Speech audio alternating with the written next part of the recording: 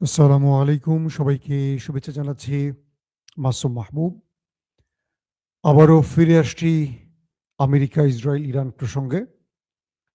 প্রিয় দর্শক, ইরান কি করছে? ইরান পূর্বে তারা একদল মিসাইল মারতো, চুপ থাকতো, আবার মারতো। এবার ইরান সেটা করছে না। ইরান এবার যেটা করছে, ওই দেশগুলোর ইন্টারসেপশন যন্ত্রগুলোকে আগে ধ্বংস করছে। তারা যেখান থেকে ইন্টারসেপ্ট করে প্রতিরক্ষা ব্যবস্থাগুলোকে হিট করছে, রাডার সিস্টেমগুলোকে হিট করছে, থার্ড প্যাট্রিয়টের যেই সিস্টেম আছে ব্যাটারি সেগুলোকে হিট করছে, করে এগুলোকে অচল করছে, করে তারপরে হিট করছে। যে কারণে এবার কাঙ্ক্ষিত বেশি ক্ষতি হচ্ছে এই দুই পক্ষের, অর্থাৎ আমেরিকা এবং ইসরায়েলের মধ্যে। এই প্রথম আমেরিকা মার খাবার মুখে পড়েছে, মানে মার ঠেকাতে হচ্ছে। এতদিন আমেরিকা মার ঠেকায় না, শুধু মিসাইল তৈরি করছে, এটা সেটা তৈরি করছে, আর ঠেকাবার যন্ত্র তৈরি করছে কম। তাদের তো মারেই না, ঠেকাবে কেন? এইবার মায়ের খেয়ে তারা বুঝতে পারছে তাদের অনেক সংকট আছে। তাই আমেরিকা জেলেনস্কির কাছে যেই ইন্টারসেপশন বিক্রি করছে না, আকাশ প্রতিরক্ষা সিস্টেম, এখন এগুলো চাইছে আমেরিকা যে তুমি আমাদের কিছু দাও, আমাদের সংকট হয়ে গেছে, ইরান মাইরা তক্তা বানায় ফেলছে, এখন কিছু ইন্টারসেপশন আমাদের লাগবে, আমাদেরকে কিছু দাও। Number one. নাম্বার টু, ইরানের যে ড্রোন, এই ড্রোনগুলো এখন একটার পর একটা চমক দেখাচ্ছে। এই ড্রোনগুলোই মূলত আমেরিকার প্রতিরক্ষা ব্যবস্থাগুলোকে ধ্বংস করে দিচ্ছে বা খেয়ে দিচ্ছে। ইরানের ড্রোনগুলো যেখানে যেখানে প্যাট্রিয়ট বা থার্ডের প্রতিরক্ষা ব্যবস্থা বসানো, ব্যাটারি বসানো, সেখানে টার্গেটে হিট করছে। এই আত্মঘাতী কামিকাজি ড্রোনগুলো এতটা পাওয়ারফুল, আকারে ছোট, বিস্ফোরকও নেয় শক্তিশালী, নিয়ে শত্রুর একদম হৃৎপিণ্ডের কাছে গিয়ে নিজেই আত্মহত্যা করে, ঠাস করে মেরে ওইটাকেও শেষ করে, নিজেও শেষ হয়। তো নিজে ধরেন 20,000 টাকার সম্পদ, আর ওইটাকে শেষ করে বিলিয়ন ডলারের সম্পদকে। তো এইভাবে ইরান তার বিভিন্ন ভ্যারিয়েন্টের ড্রোনগুলোকে ব্যবহার করছে। এই ড্রোনগুলো ব্যবহার করেই মার্কিন ইসরায়েলি পুরো প্রতিরক্ষা ব্যবস্থাকে ভেঙে ফেলছে ইরান। যখন দেখলো যে ইরানের এই অবস্থা, মানে ইরান তাদেরকে ভালো আকারে ধোলাই দিচ্ছে, তখন কি করবে আমেরিকা? আমেরিকা এবার তেহরানের ভেতরে 2000 পাউন্ডের শক্তিশালী বোমা নিক্ষেপ করছে। বলা হচ্ছে ম্যাসিভ আকারে তেহরানের মধ্যে বোম্বিং করছে আমেরিকা এবং দখলদার দেশটি, যার ফলে সেখানে 1,500-এর উপর মানুষ প্রাণ হারিয়েছে এমন খবর পাওয়া গেছে। খুবই দুঃখজনক এটা। মানে সাধারণ মানুষকে হত্যার মাধ্যমে যুদ্ধে জেতা কখনোই সম্ভব না।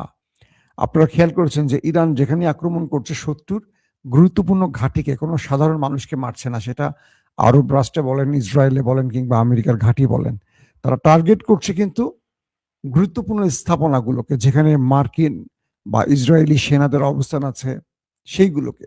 কোনো সাধারণ পিপুল, ইভেন এখন পর্যন্ত আরবের কোনো সাধারণ মানুষ প্রাণ হারাইছে কোনো খবর পাইছেন না। এতগুলো আক্রমণ করছে ইরান, কোনো সাধারণ মুসলিমকে ধ্বংস করে মারেনি।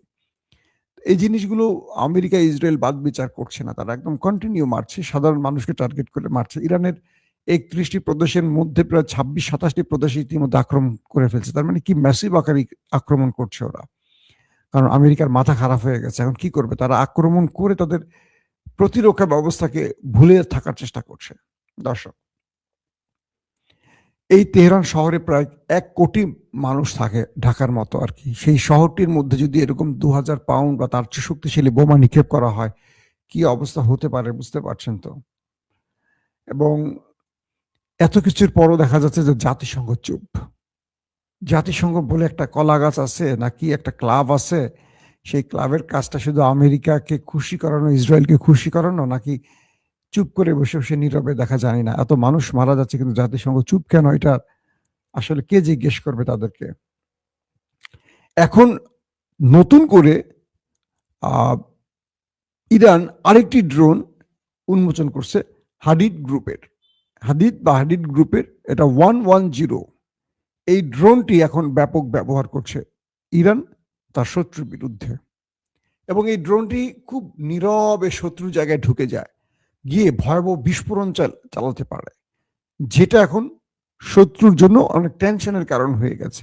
এখন শত্রুরা বোঝার চেষ্টা করছে ইরানের আস্তিনের মধ্যে বা পকেটের মধ্যে আর কি কি গোপন গোপন ড্রোন বা মিসাইল আছে। কারণ ইরান শেষের দিকে কিছু নতুন মিসাইলও ব্যবহার করেছে, যেগুলো ওদের বুকের মধ্যে কাঁপন ধরিয়ে দিয়েছে। দর্শক, আহ, ইরানের প্রেসিডেন্ট নতুন করে বার্তা দিয়েছে আরব রাষ্ট্রগুলোর কাছে।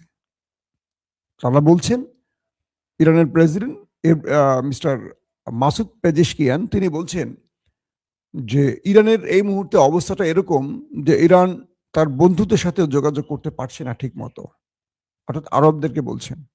তবে আমরা আরবদেরকে এইটুকু নিশ্চিত করতে চাই, আমাদের উপরে তোমাদের ভূমি ব্যবহার করে শত্রুরা আক্রমণ করেছে।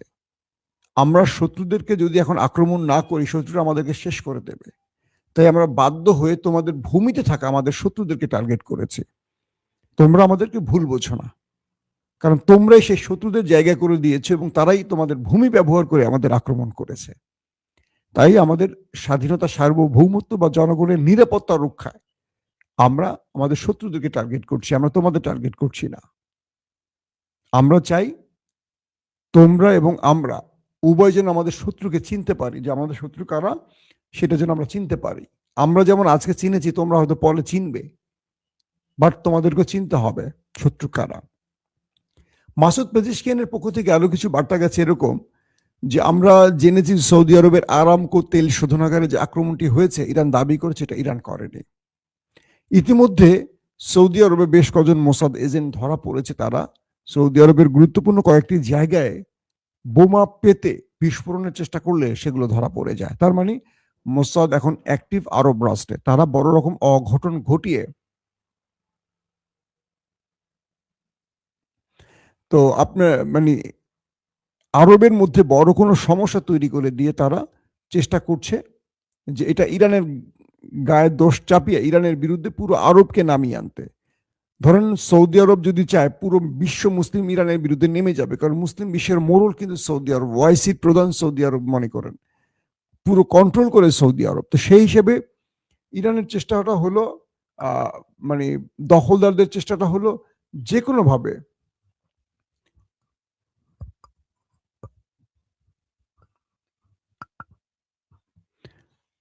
মানে ইসরায়েল চাইতেছে বা মোসাদ চাচ্ছে যে কোনো ভাবে হোক যে তারা সৌদি আরবে মানে ইরানের বিরুদ্ধে তারা নামাবে পুরো মুসলিম বিশ্বকে, সৌদি সহ।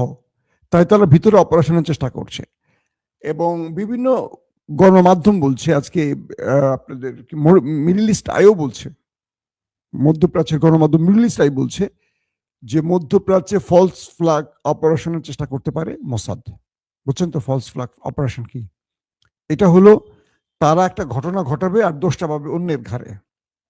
অর্থাৎ ইরান যেহেতু মধ্যপ্রাচ্যে অ্যাটাক করছে, এবার মোসাদ সেখানে ঢুকবে, আরবের সাধারণ মানুষের ব্যাপক ক্ষয়ক্ষতি বা জানমালের ক্ষতি হয় এমন কোনো অপারেশন করবে, বা তাদের গ্যাস তেল এরকম বড় বড় কেন্দ্রগুলোতে আক্রমণ করবে, বড় শপিং মলে আক্রমণ করবে, আবাসন স্থলে আক্রমণ করবে, প্রচুর মানুষের ইনজুর করবে, করে এটা ইরানের গায়ে দোষটা পাবে, যাতে করে পুরো আরব বা আরব লীগ বা ওয়াইসি একজোট হয়ে ইরানের বিরুদ্ধে যুদ্ধ করে। তো এই ফলস ফ্ল্যাগ অপারেশনের একটা চেষ্টা চলছে।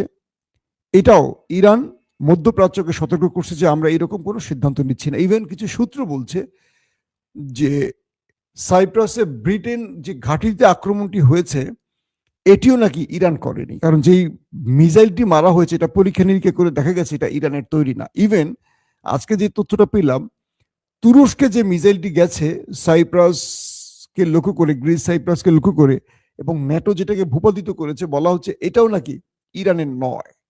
তার মানে কি এই রাষ্ট্রগুলোকে খেপানোর জন্য নেপথ্যে ফলস ফ্ল্যাগ অপারেশনের চেষ্টা করছে মোসাদ, এটা মোটামুটি কনফার্ম। দর্শক,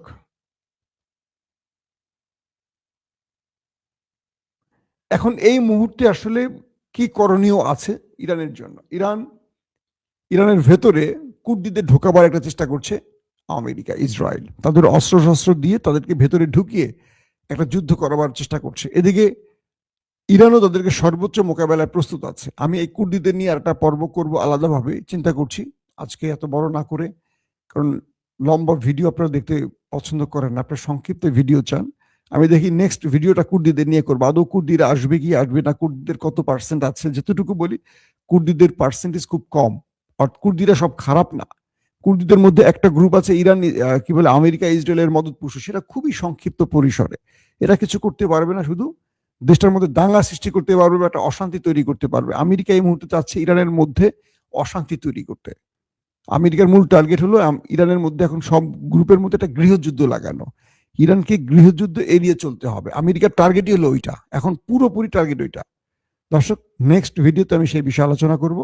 এখনকার মতো বিদায় নিচ্ছি। প্রত্যেকে ভালো থাকবেন। আল্লাহ হাফিজ।